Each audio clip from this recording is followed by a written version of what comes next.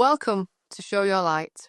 Real women, real stories, real turning points. If you need hope, courage, or a reminder you're not alone, press play. If you're building something, a business, a life, a new chapter, these stories will meet you where you are. This podcast is a companion to the book, Show Your Light Collective. And because we're recording in the podcast studio, you can listen here or you can watch the filmed version on YouTube. I'm Susie Sprigg, founder of Show Your Light, and the creator and host of this collective. Supported by writing coach Louisa Herridge, published by LH Publishing. Right then, let's begin.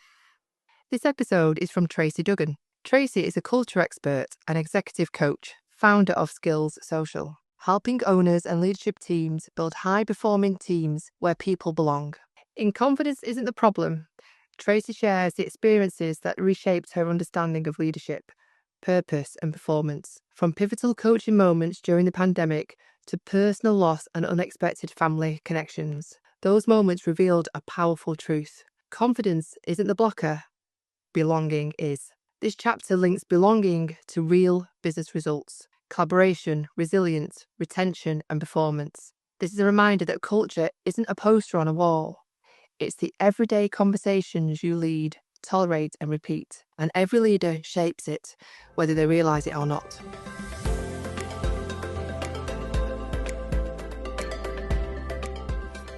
Today, I'm living a life that feels aligned in a way I only once imagined.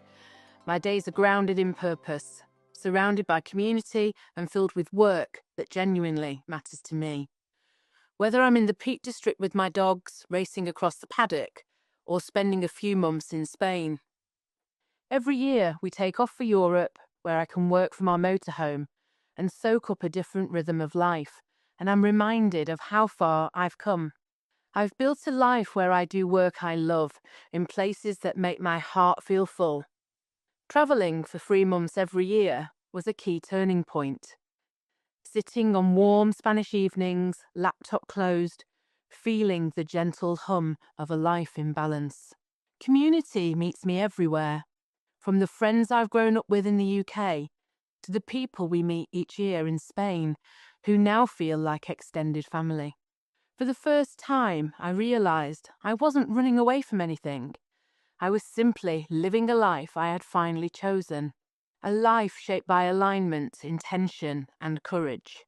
Those moments, the laughter from the new friends on the campsite, the quiet early morning coffees overlooking the mountains, the joy of supporting clients from wherever we're parked, show me what it means to live a life I've said yes to. And that's why my message to you, the woman listening to this, is simple. Life is too short to keep dimming yourself. Courage grows when you take the step before you feel ready, and saying yes to yourself is the most powerful decision you will ever make. This chapter is woven from that belief. It's rooted in the golden thread I see in every woman I coach, and in my own journey and the women who have stepped out before the shadows of fear, imposter syndrome, loss and not belonging, and who found their own path of resilience and confidence. Women who have chosen visibility over silence, purpose over perfection, and growth over staying small. Women who have discovered what it means to show their light, fully and without apology. It was 5 years ago, in the middle of a global pandemic, in a Zoom room with 13 strangers, that I found the first spark of mine. I had set up my business 10 years ago, with ambition and a fierce desire to make a difference.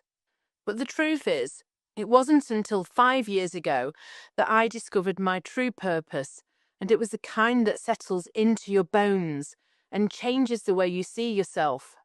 It happened in the middle of COVID-19, when the world felt small, silent and shaken. I still remember clicking into that first Zoom call. 13 strangers from across the UK and Europe, all of us sitting in our spare rooms, kitchens and makeshift home offices. Dogs barking, kids wandering past, Wi-Fi freezing at the worst moments. And yet, Somehow, it felt like the safest room I'd ever entered. Something extraordinary happened in that space. Not loud, not dramatic, but powerful enough to reroute the entire direction of my life.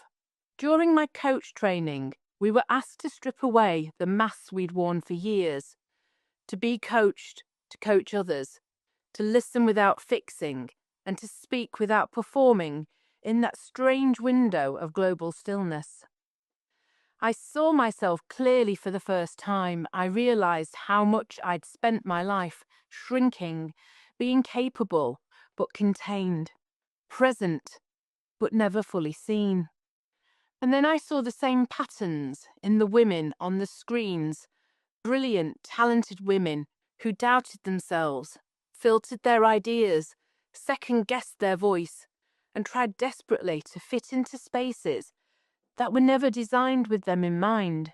That was the moment everything clicked.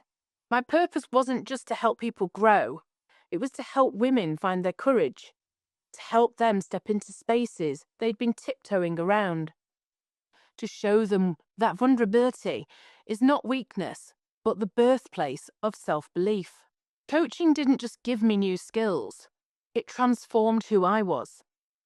It gave me belonging, direction, and the confidence to lead with my whole self.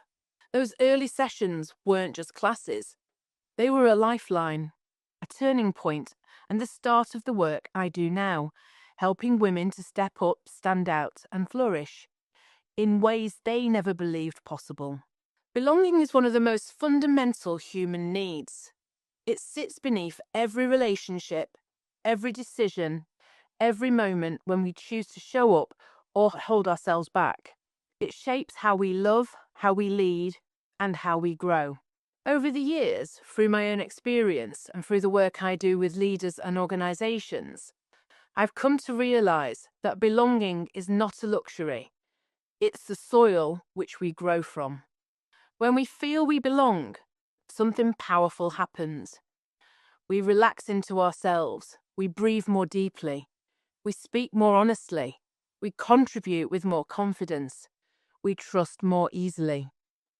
It's like the body and mind whisper, "You're safe here. It's okay." But when belonging is missing, everything becomes harder. We retreat. We hesitate. We protect ourselves. We hide parts of ourselves to fit in, and we work twice as hard to be accepted. And even then, we might still worry that we're not enough. In families, belonging is often assumed, or at least expected. In organizations, it's far more fragile. But before I ever linked belonging to the world of work, leadership and culture, I had to learn what it truly meant in my own life. And that lesson came from the most unexpected place. A small plastic tube from a DNA ancestry kit I bought over 14 years ago. I ordered that kit for one reason: to trace my mum's heritage. Mum was half Indian, born in Glasgow, but we didn't know much more than that. She died in 2008, and as the years passed, I found myself wanting a connection to her, not just emotionally, but through understanding where she came from. So I posted off the DNA sample, expecting a few distant matches or maybe a bit of clarity on Mum's side of the family. I was not expecting what happened next. A whole new branch of family appeared, not on Mum's side, but on my dad's.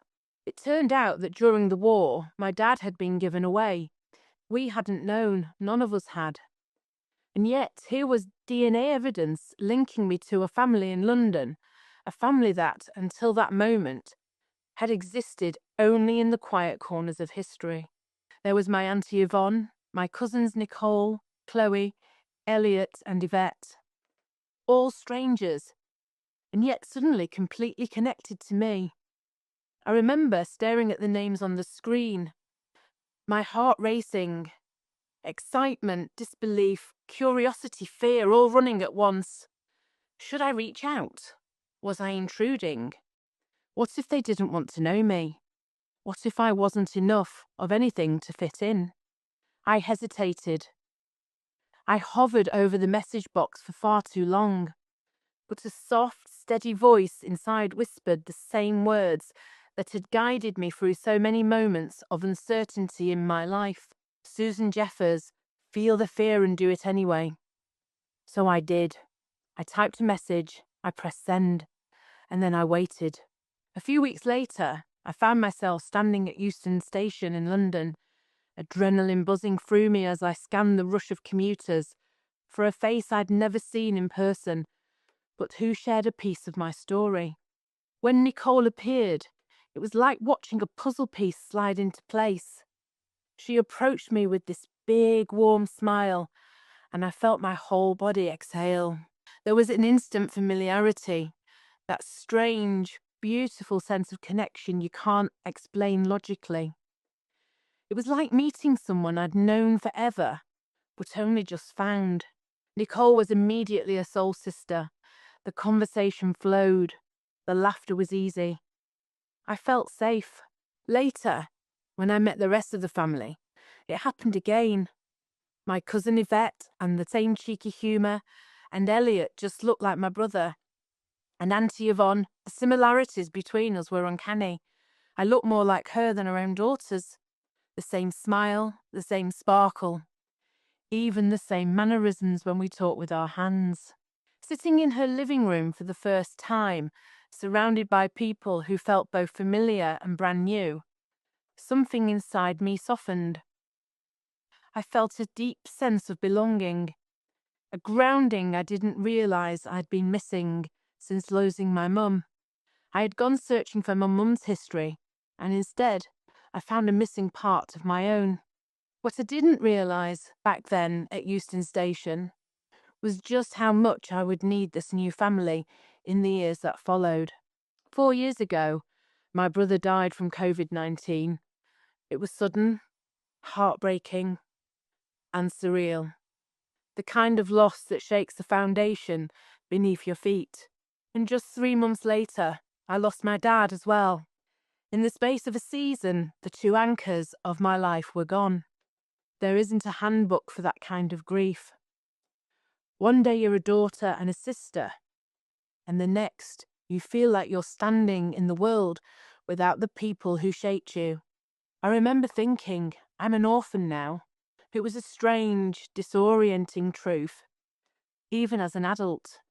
But what held me together more than I ever expected was the family I had just so recently discovered. Auntie Yvonne with her warmth, Nicole with her soul sister energy, Yvette with the same spark that reminded me of me, and Elliot, who reminds me of my brother. They didn't replace what I'd lost. Nothing can. But they softened the edges of the grief. They gave me roots when mine felt shaken. They gave me stories, connection, and belonging at a time when everything else felt fragile. Without them, I would have felt utterly alone. Instead, I felt held.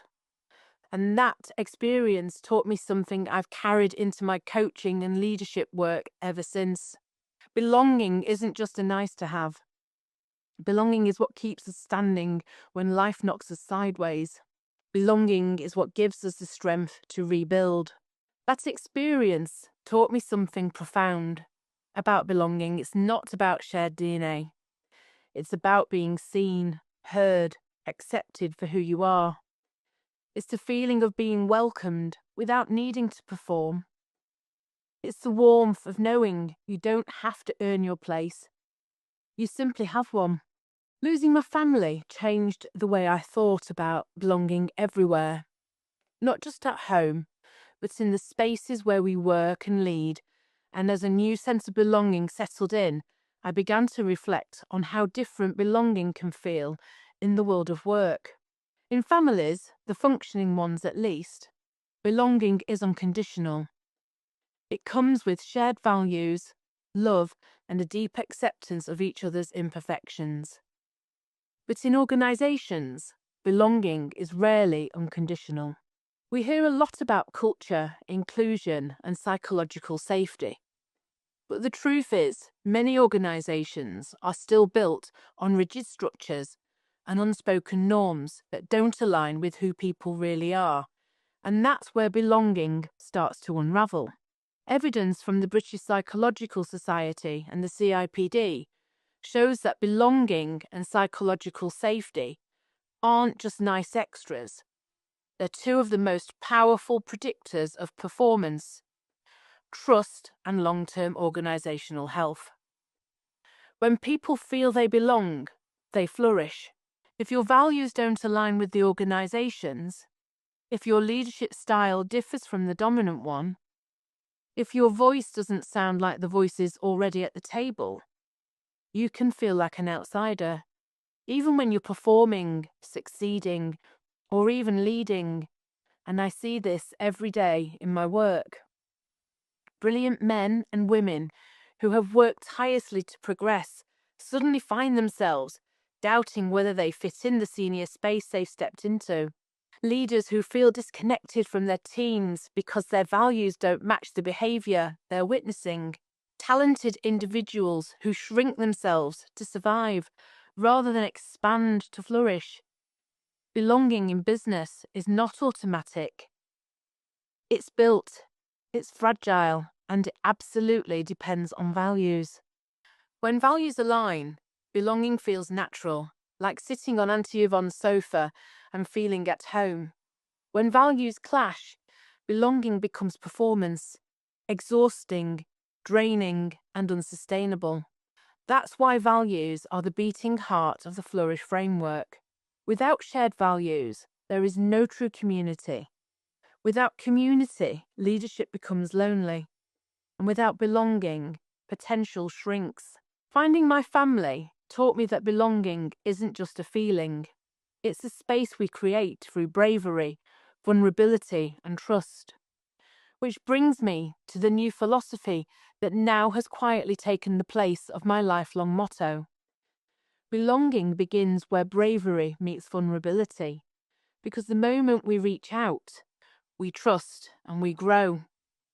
Bravery is the action, vulnerability is the openness, trust is the bridge, and belonging is the reward. That is what I now see in every leader I coach. Their growth rarely comes from strategy alone. It comes at the moment they let courage and vulnerability sit side by side. Sometimes belonging doesn't come from waiting to be invited. It arrives the moment you choose to be seen. It's not soft. It's not sentimental. It's not optional. Belonging is the heartbeat of leadership and the foundation of strong cultures. It's the quiet power that allows people to stand tall, speak clearly, and step fully into their potential. When leaders create spaces where people feel safe, connected, and valued, they unlock something far greater than performance. They unlock possibility. And just like in families, belonging in organisations starts with shared values, courage, honesty, and trust. My DNA story reminds me we all carry unseen connections to our history, to our people, and to parts of ourselves we've yet to meet. And the moment we allow bravery and vulnerability to sit side by side, something shifts. We soften, we expand, and we grow. Belonging isn't passive. It isn't something we wait to be given. It's something we actively create for ourselves and for the people we lead. And that's the invitation I want to leave you with, to look at the spaces you move through with your team, organisations, and families. Ask yourself where you might be holding back. Where might you be waiting to be invited, when actually what's needed is a moment of bravery, a moment of vulnerability, a moment of reaching out. If belonging truly begins where bravery meets vulnerability, then flourishing begins with a choice